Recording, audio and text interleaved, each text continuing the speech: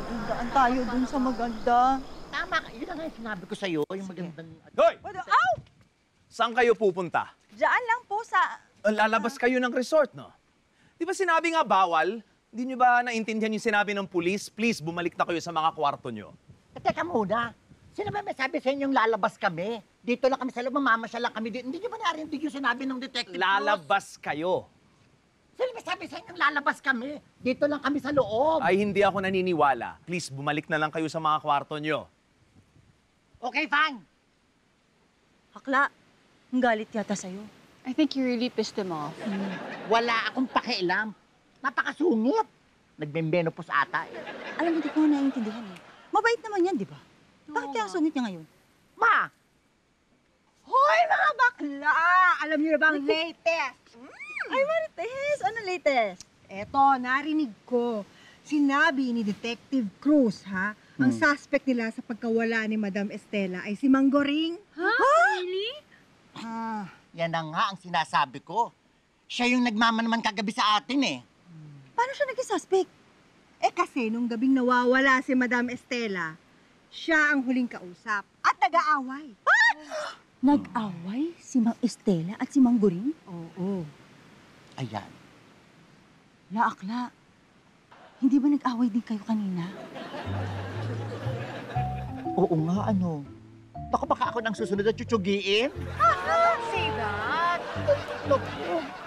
Diyos ko. Baka huling gabi ko na to sa mundo. Naku, hindi na kami magkikita ng jowa ko. Magiging masaya na kayo kasi mawawala na ako. Ano ka? Huwag mo naman sabihin niya. Siyempre, ayaw naman namin na mawala ka. Oo nga. At saka, hindi mo pa nababayaran yung mga utang mo sa akin eh. Parang mo, tumingin ka sa daan! Magulo! Mahuhulog tayo eh! Tayo mahuhulog, wag ka Mahuhulog tayo sa palit!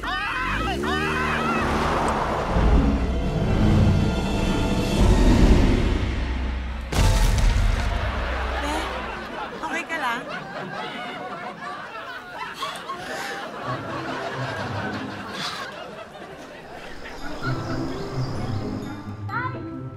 Uy! Ano? Ano nangyari? Ha? Ano nangyari? Mapo ka. Ang hirap. Ang hirap? Ang hirap. Ano ang hirap? Sir, naligaw po si ma'am. Paano naligaw? Nahiwalay ako sa kanila eh. Namali na yung direksyon ko. Buti nakabalik ka dito. Bihira ka. Magpahinga ka nga muna. O ikaw, ano? Naligaw ka rin? Hindi naman, tay. Kala ko ba, kuya, kaya mo maglakad sa bundok? Ewan ko sa'yo, iniwan mo kami. Tama na nga muna yan. Magpahinga na muna kayo. Kape. Gusto mo kape? Sa akin yata nailipat yung malas mo eh. Anong malas? Ikaw nagsabi, di ba? Hindi naman totoo yung malas-malas na yan. Kalimutan mo na yan. Huwag mo na isipin yung malas-malas na yan. Oo na. Sige na. Gusto kong maligo. Ang init-init. Ang pawis-pawis Tanggalin mo nga. ko. Gusto ko nandun lang ako sa bata para Ma'am, makapag-relax. excuse me po. Gusto niyo po i-try yung kawa bath namin? Kawa ba? Ano yun? Para din po siyang bathtub, ma'am. Pero sa kawa po kayo magbababad. Tapos may apoy po sa ilalim para medyo mainit. Nakaka-relax po yun. Parang ayos yun. Oo. Samahan mo ko. Eh, ma'am, maliit lang po yung kawa namin eh. Hindi kasya yung dalawa. Ay, hindi kasya dalawa. Kasya ba siya? Hindi, bakit sinisiguro ko lang? Papay, sige, paprep ko muna. Ha? Sige. Para makarelax ka. Minom ka ng kape. Ang sarap naman dito. Talagang nakaka-relax. Ayan po, ma'am. Nakasindi na po yung apoy sa ilalim. Maya-maya lang po, iinit na po yan. Mas lalo po kayong marerelax. Saka ang ganda kasi mahangin, tapos ang ganda ng view. Opo, ma'am. Sige po. Iiwan ko po muna kayo. Babalik po ako mamaya para i-assist kayo. Sige, salamat. Sige po, ma'am. Sir. Ang sarap nga talaga, nakaka-relax. Subukan mo ito pagkatapos ko. Sige lang, okay lang yan. Uy, tingnan mo. Wala lang eh. May naisip lang ako. Uy, ano naman yan ah? Naisip ko kung anong masarap na ulam mamaya. Ano?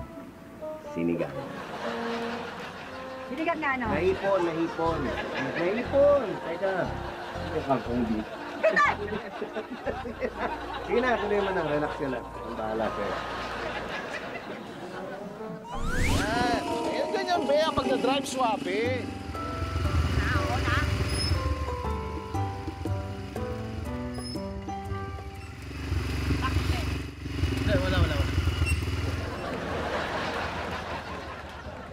Hinto mo nga. Test. Teka, hinto mo. Wala na tayo sa trail ng ano eh. Yung mga daanan ng ATV eh. Iba na to eh. Naliligaw tayo. Hindi, parang nagkamali ako ng liko eh. Ang dami kasi puno dun. Bihira. Marunong nga mag-drive. Hindi naman marunong sa direksyon. Naliligaw na tayo tuloy. At least swabe andar natin. Aanin ko naman yung swabing andar kung hindi naman tayo makakauwi. O, at least di tayo nabangga. Oo, di nga tayo nabangga. Pero pag tayo dito sa gubat natulog, yung mukha mo ibabangga ko sa pader. Wala namang pader dito.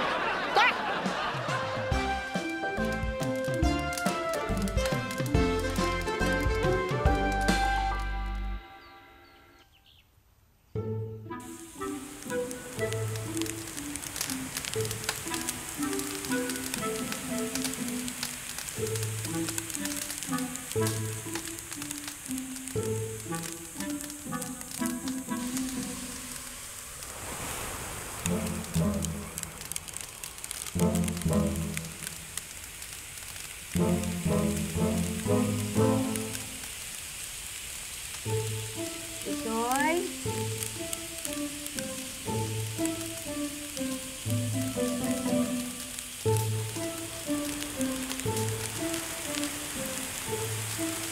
Itoy?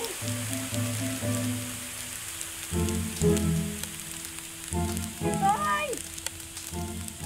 Itoy! Oy! Tulong! Itoy! Saan mo huling nakita si Mangguring? Ay, doon ho sa malayo namimitas ng mangga. Good. Baka ba to? Are we clear? Yes, come here.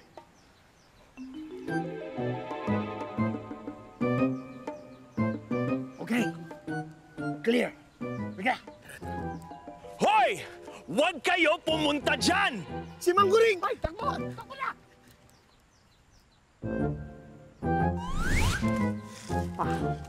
Buntik na tayo dun, Tara! Tika, Mang Tommy. Ano? Ayoko na. What? Hindi ko na kaya. Ngayon ka pala susuko. Andito na tayo. All we have to do is dig. Tara na! Oo nga eh, pero natatakot na ako kay Mangguring. Mamaya masundan tayo nun dito. Kung anong gagawin sa atin. Wala naman siya magagawa. Hawak na natin yung treasure, hindi ba? Ayoko na. Tigilan na natin to.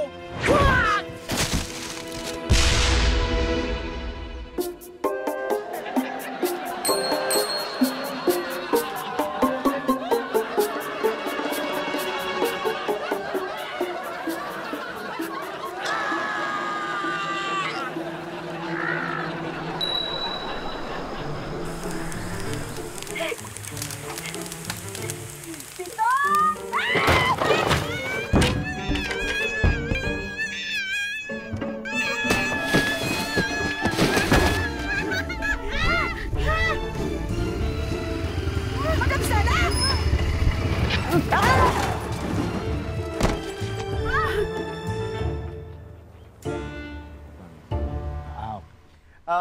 Makinig kayo, everyone.